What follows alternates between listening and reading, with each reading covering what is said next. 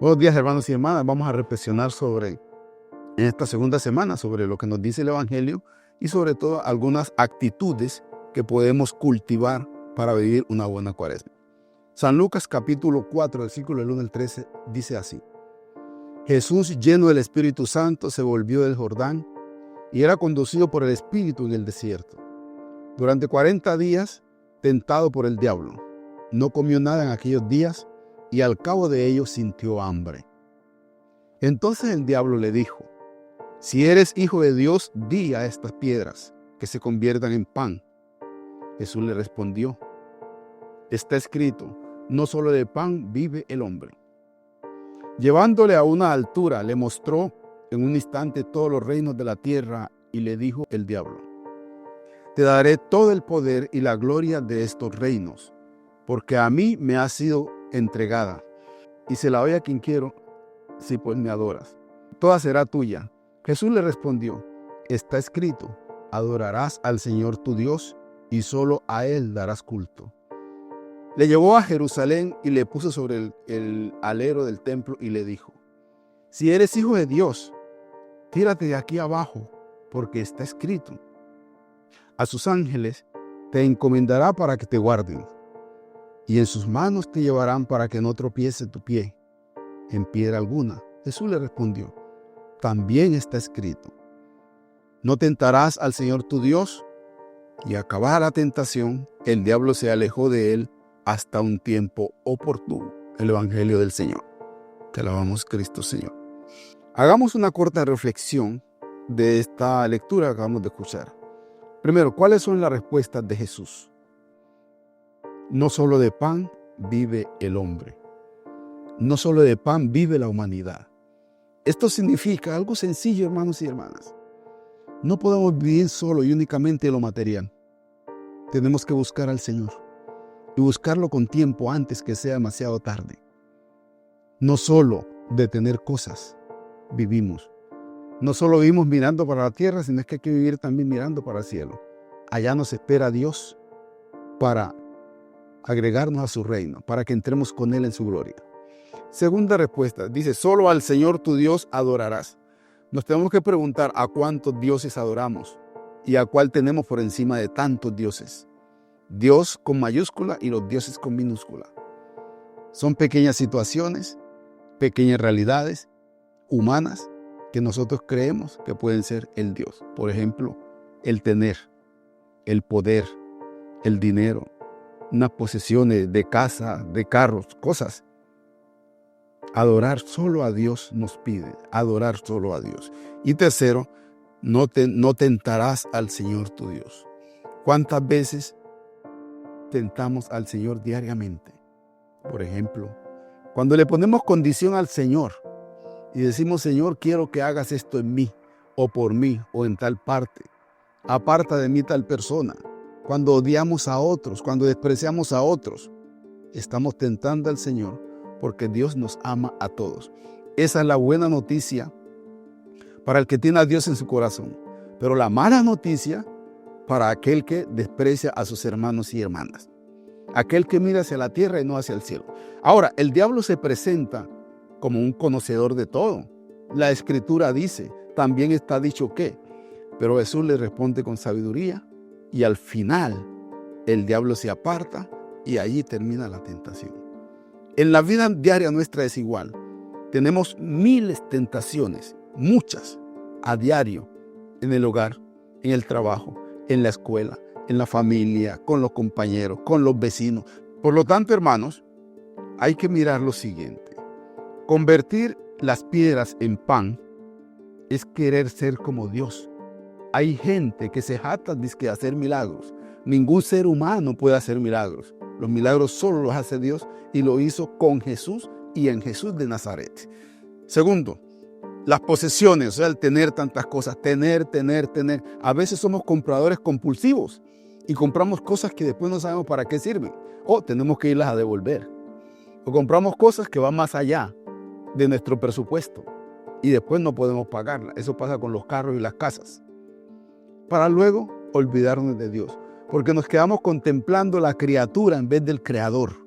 Nos quedamos contemplando la cosa, pero nos olvidamos de Dios, que es el que nos creó y el que nos dio la vida. Y tercero, es lo del protagonismo humano. Lo maravilloso, aquello que es estrambótico. A veces nos gustan esas cosas. Lo vistoso, que me vean que yo soy, que yo hago, que tengo esto, lo otro, que yo domino. Para que la gente me vea. Y no hacemos las cosas para que la gente nos vea, sino para agradar a Dios. Y Dios se agrada con el amor al pobre. Entonces, hermanos y hermanas, terminado con la palabra de Dios, reflexionemos un poco en esta segunda semana las actitudes que podemos cultivar durante la Cuaresma. No estoy diciendo que son todas ni aquí se agata el tema. Solamente voy a enumerar 3. La primera, hay que tener una actitud de pobreza evangélica. Bienaventurados los pobres, porque de ellos es el reino de los cielos. Y la pobreza va en el espíritu, en la medida que soy capaz de ver a los demás iguales a mí y no de verme superior a ellos. La persona que no tiene la pobreza evangélica se siente por encima de los demás y se siente capaz de regañarlos y capaz de pisotearlos y capaz de despreciarlos. En esta semana yo escuché de un sacerdote cosas muy feas sobre nosotros los negros. Y eso no es de un ministro de Dios. Entonces, ¿por qué? Porque en el mundo se ha asentado la idea de que hay unos grupos humanos superiores a otros, y eso es falso, como una moneda de cuero. Entonces, hermanos, la pobreza evangélica empieza por la humildad. Cuando uno se siente humilde, se siente necesitado de Dios. Cuando uno no es humilde, Dios no te da la gracia, porque tú no la necesitas, no la desprecias. Por lo tanto, debemos abrir nuestro espíritu, nuestra mente, nuestro corazón al llamado de Dios. Y no estoy hablando de un llamado a ser ministros ordenados, no. La única vocación del ser humano y la que Dios da a la humanidad es a la santidad. Ser santos, como mi Padre Celestial es santo. Seamos sencillos y humildes. Esa es la primera pobreza evangélica. Segundo, dentro de este tema de la pobreza evangélica, dejarnos interrogar por Jesús, por su palabra, por sus celebraciones. Cuaresma es un tiempo para participar de las diferentes celebraciones que se preparan en las iglesias. Por ejemplo, Vía Crucis. Yo sé que en algunas hay novenas, círculos de oración. Luego viene el tiempo del Triduo Pascual. Por lo tanto, hermanos, en esta Cuaresma debemos hacer un espacio en nuestra vida también. A veces vivimos de espalda a Dios, aunque lo invoquemos diariamente. Porque lo invocamos con la boca, pero le damos en la vida práctica, no lo proclamamos, no lo vivimos como es. Saber quién es Él y qué es lo que Él te pide es la actitud espiritual del que quiere cambiar su vida, pasando de un nivel inferior a un nivel superior. En la vida espiritual hay que buscar a crecer. Por eso, quiero nombrar la segunda actitud que podemos cultivar. En la vida hay que aprender a romper cadenas. Así como cuando los esclavos estaban amarrados por cadenas, en un momento aprendieron a romper y a liberarse. Hay que romper las cadenas de la pereza religiosa, la pereza espiritual, la tibieza y la frialdad. Alguien dice por ahí que la tibieza es prima hermana del diablo, y yo lo creo. No hay cosa más triste que un cristiano tibio. Por lo tanto, hay que romper con esas cosas que nos hacen a nosotros tibios, que nos hacen a nosotros fríos espiritualmente hablando. Esforzarnos por acompañar a Cristo en el camino del Calvario y más allá del Calvario, porque al otro día del Calvario viene ¿qué? La resurrección. No hay aurora sin una noche oscura. No hay gozo sin un sufrimiento. La participación en las actividades que se realicen en el templo o fuera de este, en la iglesia, como decimos siempre, la iglesia ha de convertirse en el centro de atracción, de acción, de oración, de vida comunitaria, si es que se puede decir, de actividad, tanto en la Cuaresma como en la Semana Santa. Una iglesia que no haga nada es un pecado, porque le está inhibiendo a sus feligreses de conocer el misterio de Cristo y de pronto de encontrarse con Él y descubrir su llamada. Por lo tanto, hermanos, hay que buscar a Dios, hay que orar en Dios, hay que hacer silencio y hay que decirle al Señor, ayúdame para descubrir. Esa debe ser nuestra actitud. Tercera actitud que podemos cultivar, hermanos y hermanas, la oración y el discernimiento. Estas dos actitudes van unidas unas de otras. El discernimiento es profundizar en lo que yo estoy orando. Va más allá de la oración vocal o del simple silencio o de una oración mental. Dada la importancia de la Cuaresma, la oración del tiempo y la profundidad de los acontecimientos que celebramos, los cristianos, esa oración puede hacerse en silencio, vocalizada, rezada, individual o comunitariamente, pero también puede ser familiar. En los últimos tiempos, las familias estamos orando muy poco, muy poco. Familia que reza unida permanece unida, y yo eso lo creo. Por lo tanto, la Cuaresma es el momento para descubrir el puesto que cada cristiano le da a Dios en su vida. A Dios en su vida. Hermano, no saques excusa para no ir a la iglesia. No saques excusa para no participar de un Vía Crucis. No saques excusa para no participar de ese Viernes Santo, ese Jueves Santo, ese Sábado Santo, la ceremonia. Solo con asistir aprendes mucho. Entonces descubramos que Dios está cerca y no que Él está lejos. Ya Dios, ese Dios trascendente, ese Dios que permanecía en la bóveda del cielo o en los 7 cielos, como decían los griegos, ya no.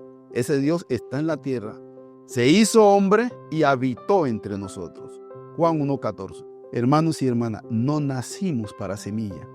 Algún día Dios nos llamará y nos va a decir, José, Miguel, Juan del Pueblo, Juana María, ¿tú qué hiciste con los dones que yo te di? Acuérdense, Cristo es el alfa y la omega, el principio y el fin de la humanidad. Nosotros nacimos y un día tendremos que morir. Y esa muerte es el encuentro con Dios. Entonces refuerza tu compromiso como cristiano durante esta Cuaresma. Descubre a ese Cristo que te llama a servir. Tu vida no puede ser inútil. Tu vida no puede ser vaga. Estamos hechos para el servicio. Sirve para algo. El que no ama, no sirve. Y el que no sirve, tampoco ama a los demás.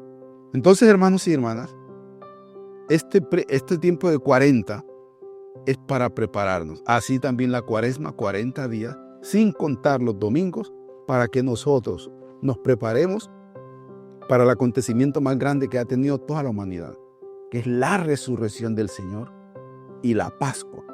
La resurrección es el día que Él deja todas las cadenas de la muerte, sale de la tumba, se levanta y dice, hay vida después de esta vida.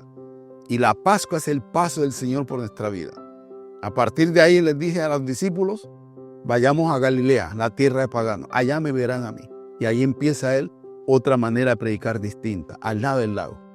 Así entonces el número 40 indica ese tiempo suficiente para preparación de las cosas de Dios. Por lo tanto, en estos días nosotros tratemos de meditar, de guardar silencio también. A veces escucha uno esa música, ese pum pum que no hace y no distraer. 2 preguntas simplemente, terminando hoy. Nuestra tarea debe ser la siguiente. Primero, ¿cuáles son mis principales tentaciones? Así como las tuvo Jesús, yo también las tengo. Y si Jesús las tengo, yo las puedo tener más grandes, porque soy más humano que Jesús, digámoslo. Él era Dios y era hombre. ¿Cuáles son mis tentaciones? No dejes que eso te la digan otras personas. Descúbrelas tú mismo para que las puedas superar. Si tú mismo no las descubres, es porque te has sembrado y sentado en el ego. A veces el ego no nos deja ver nuestro pecado. El ego no nos deja mirar hacia adentro. Y en Cuaresma debemos hacer lo contrario. Tratar de sacar cosas desde dentro hacia afuera para nosotros leer como en un papel nuestra propia vida. Y segundo, ¿qué y cómo vas a hacer para vencer esas tentaciones? Tenemos la tentación de la ira, por ejemplo. La tentación de la gula. En Puerto Rico somos gula. Comemos demasiado y terminamos diabéticos. Tenemos la tentación del odio. Tenemos la tentación de no amar a los demás. Hay un pueblo que convertir, pero antes de convertir a los otros, convirtámonos a nosotros mismos. Que Dios Todopoderoso que nos ha creado, que el Hijo que nos ha redimido, y el Espíritu Santo, que nos da la fuerza para amar, nos bendigas en este día, este tiempo que nos falta, en el nombre del Padre, del Hijo y del Espíritu Santo. Amén.